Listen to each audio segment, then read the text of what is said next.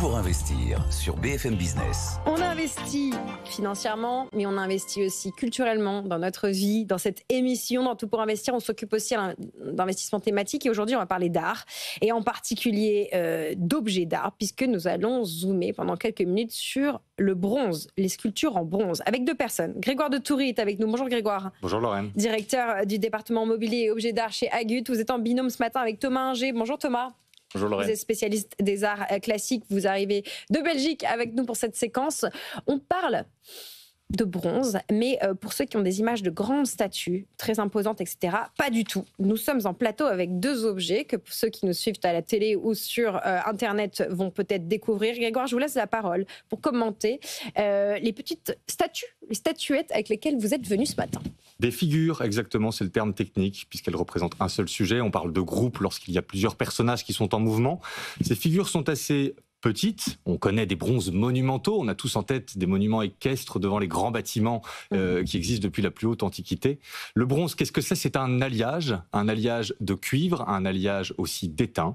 Et c'est un alliage qui restitue avec une fidélité incroyable les moindres détails souhaités par le sculpteur. Et vous pouvez le voir ici, cette petite figure-là, dont nous aurons l'occasion de parler un peu plus, est assez emblématique donc de ce qui, depuis la plus haute antiquité, alors l'âge du bronze, hein, c'était 2700 ans avant Jésus-Christ, après on a eu l'âge du fer, mais dès l'Antiquité, on a des petites figures votives de bronze, et celle-ci fait partie d'une catégorie un peu particulière qui est celle de l'objet d'art en soi, pour soi, qui ne fait que répéter des formes millénaires qu'on l'on apprécie particulièrement et dont on aura l'occasion de parler et qui sont collectionnés à travers le temps, et notamment ici, là, à travers une figure très particulière.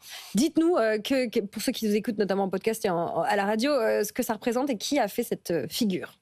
Ah, alors celle qui est devant moi est une figure qui doit mesurer une trentaine de centimètres de hauteur, qui représente un jeune homme nu, selon les canons classiques, le visage vers le ciel, la main jetée vers le haut, tenant de sa main gauche, qui est elle-même accoudée sur une espèce d'arbre coupé avec un joli drapé à l'antique, un flambeau. Alors il y a une supposition sur cette iconographie qui serait une représentation de Prométhée, celui qui a volé le feu aux dieux pour le donner aux hommes, dont on connaît le supplice terrible qui fut celui d'être condamné à se voir le foie mangé par un aigle, et comme tout le monde le sait, notamment les amateurs de bon vin, le foie se régénère facilement, et donc le foie se régénérait constamment, tandis que l'aigle, chaque jour, venait lui becqueter littéralement le foie. C'est une supposition, car c'est une iconographie rare et qui n'a pas été retrouvée. C'est un bronze donc qui est unique dans son genre et qui appartient à une collection assez extraordinaire, qui est la collection de Nicolas de Hurtado, dont nous allons vous parler.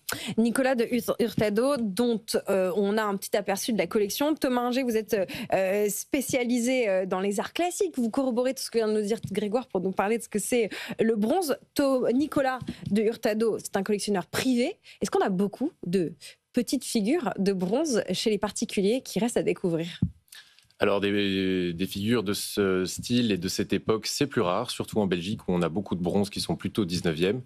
Donc lors du premier rendez-vous avec une dame, lorsqu'elle m'a apporté 3 bronzes de la Renaissance, j'étais particulièrement enthousiaste, surtout que c'était des bronzes intéressants. Je pense par exemple à celui-ci qui est de Barthélemy Prieur. Et en fait, en discutant avec cette dame, je me suis rendu compte qu'il y avait d'autres bronzes qui étaient dans la collection de ses frères et sœurs. Et donc en fait, en discutant avec eux, on s'est rendu compte que tous ces bronzes avaient été collectionnés par quelqu'un dont ils avaient perdu la trace, un ancêtre, il y a un peu plus d'1 siècle.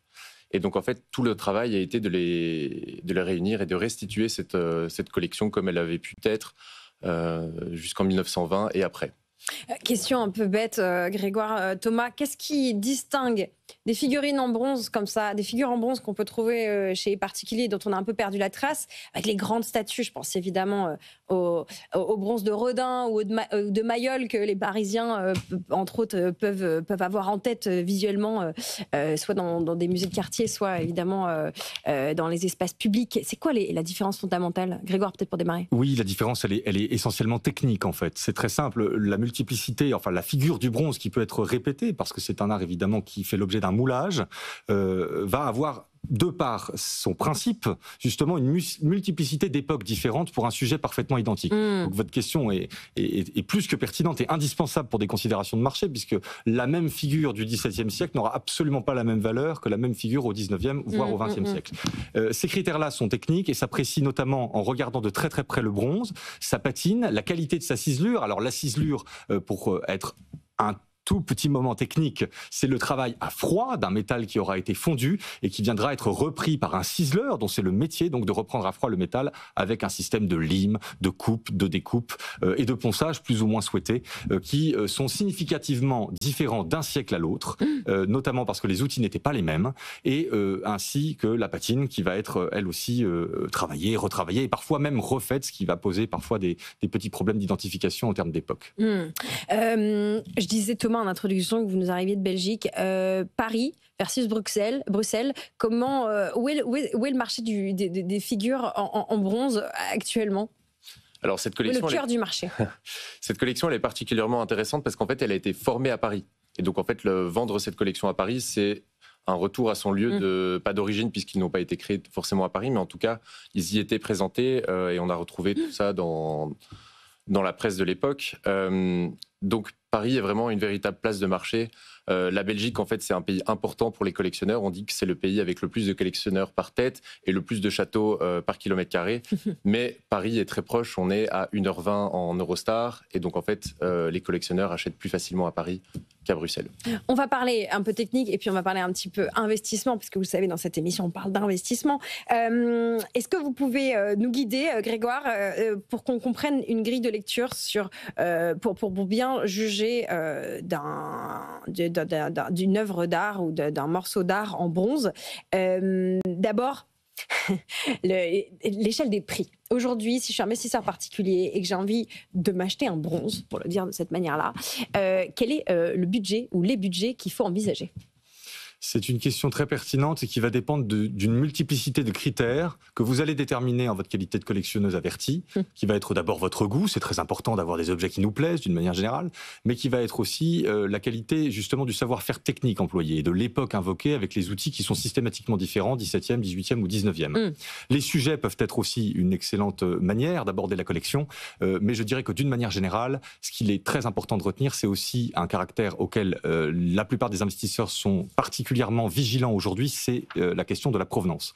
La provenance d'une œuvre détermine et fige de manière un peu définitive son authenticité dans la mesure où, parce qu'il est attesté qu'elle a été cette œuvre, la propriété de telle ou telle personne à telle ou telle époque, elle date au moins de l'époque présumée. À l'heure où les faux sont de plus en plus parfaits, il est très important de pouvoir justement invoquer des provenances anciennes. Ce qui est assez extraordinaire avec les deux bronzes qu'on vous a apportés aujourd'hui, c'est qu'ils appartiennent justement à une collection qui a été constituée par un personnage haut en couleur, qui est assez emblématique de la Belle Époque. C'est un personnage presque proustien qui s'appelle donc Nicolas de Hurtado, qui est un banquier, homme d'affaires évidemment, il faut bien qu'il ait des revenus, et qui constitue lui-même cette collection dans un Paris qui est la place tournante internationale du marché de l'art et où se trouvent donc les plus belles pièces pour ce genre de choses. Dans quelle année constitue-t-il sa collection? Eh bien, c'est à la fin du 19e siècle. Il meurt en 1920 et figurez-vous pour l'anecdote que c'est assez joli de savoir qu'il est mort renversé par une automobile.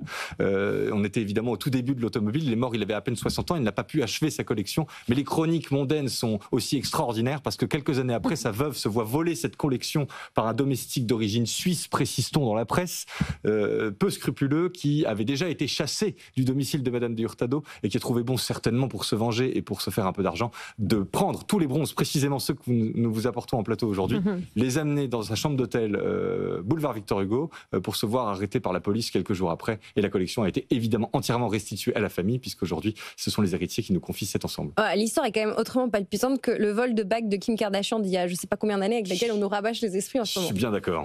Bon, alors revenons à ce collectionneur. Oui, alors c'est un collectionneur très intéressant qui, donc lui, est un personnage mondain, originaire du Panama. Il arrive à Paris, il se fait ajouter une particule nobiliaire pour rendre les choses un petit peu plus chic et s'inscrit tant et si bien dans la bonne société qu'il intègre le fameux cercle de la rue Royale. Certains amateurs auront certainement en tête le fameux portrait du cercle de la rue Royale par le peintre James Tissot. Et ce personnage haut en couleur, évidemment, s'inscrit dans la grande tradition nobiliaire et dans la grande tradition des amateurs de grandes et belles choses en collectionnant des objets d'art qui sont tout à fait analogues à ceux que pouvaient collectionner Louis XIV ou Mazarin. Et c'est donc des bronzes de haute qualité qu'il s'est mis à chercher sur tout le marché de l'art international, essentiellement donc concentré à Paris, avec des figures qui sont de la Renaissance, du début du XVIIe siècle, ou alors du XVIIIe siècle, comme celle-ci qui date des années 1700. Vous nous avez décrit, Grégoire, Prométhée. Thomas, est-ce que vous pouvez nous décrire la figure que vous avez, qui est une femme qui a l'air globalement de s'occuper de ses pieds? Tout à fait, c'est un sujet un petit peu moins noble puisqu'elle se coupe les ongles des pieds, tout à fait. Alors, activité qui permet de saluer le travail de mouvement qu'on voit dans ce bronze, si je pose un regard un petit peu artistique. Tout à fait. Et alors, qu'est-ce que c'est que cette statuette, et est-ce que vous pouvez nous la mettre en comparaison avec celle de Prométhée qu'on a sur le plateau? Alors, contrairement au Prométhée, qui, comme Grégoire le disait, est plus original et on ne connaît pas d'exemplaire comparable à ce jour, ce modèle de la jeune fille qui se coupe les ongles des pieds est beaucoup plus connu. On en trouve dans des musées. Barthélemy Prieur est un sculpteur français très connu de la Renaissance. Et donc voilà, il a réalisé cette petite sculpture tout à fait intrigante. Qu'est-ce que nous dit cette collection de l'esprit du temps et peut-être de son propriétaire historique? On passe d'une figure hyper classique, Prométhée, mythologie, à une situation très du quotidien, en fait, comme aujourd'hui on pourrait prendre une photo de quelqu'un qui sort de sa douche. Qu'est-ce que ça dit, autant d'éclectisme dans une seule collection? Ça en révèle beaucoup sur la personnalité de Nicolas de Hurtado, qui devait apprécier à la fois des modèles classiques, comme on en avait chez les grands aristocrates ou par exemple chez les Médicis à la Renaissance, mais il ajoute à cela des modèles plus originaux. Donc en fait, ça montre un peu sa personnalité de collectionneur. Cette collection va passer aux enchères d'ici quelques mois, début juillet. Est-ce que Grégoire, vous pouvez nous mettre un prix ou en tout cas une estimation pour le démarrage de ces enchères? Avec joie, c'est malheureusement l'aspect un petit peu vulgaire de mon métier qui ne parle jamais d'argent, n'est-ce pas? Sauf ici, toujours. Non, blague à part, il est toujours extrêmement difficile de priser ce genre de choses.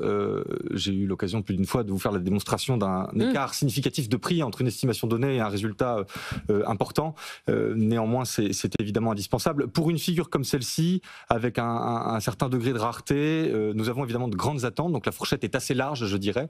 Et l'estimation, en l'occurrence, qui a été retenue pour ce bronze-là de Prométhée, est de 3 à 5 000 euros.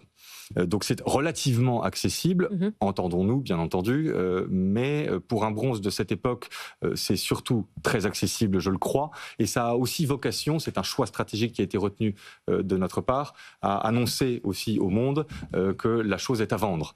Et sous-entendu, parce que c'est un peu le marché des enchères, que le meilleur gagne. La dynamique d'enchères est toujours souhaitée, et c'est un exercice très difficile qui est figé dans le temps, c'est-à-dire que la vente a lieu un lundi à 14h. Et donc il faut avoir réuni préalablement tous les enchérisseurs potentiels, notamment en suscitant leur excitation à travers un prix abordable. Et voilà, il y a des choses qu'on ne peut pas revivre en podcast et en replay, c'est les enchères. En tout cas, on ne peut pas enchérir de manière délinéarisée, comme on dit. Merci beaucoup, Grégoire Dutouri, d'avoir partagé avec nous votre expertise. Vous êtes directeur du département mobilier et objets d'art chez Agut, et Thomas Inger, spécialiste des arts classiques chez Agut, aussi du bureau belge, avec nous pour cette introduction au bronze. On aurait pu remonter aussi loin que vous l'avez dit qu'à l'âge du bronze. Il y a près de 3000 ans avant Jésus-Christ. Ce sera pour une autre fois. Autrefois. Il y a des bronzes, de l'âge du bronze qui tradent et dans lesquels on peut investir. Absolument. En tant qu'investisseur. Absolument. Et je serai ravi de vous en apporter un la prochaine fois. Deal. On parlera de ça la prochaine fois que vous viendrez, Grégoire. Merci à tous les deux d'avoir été avec nous.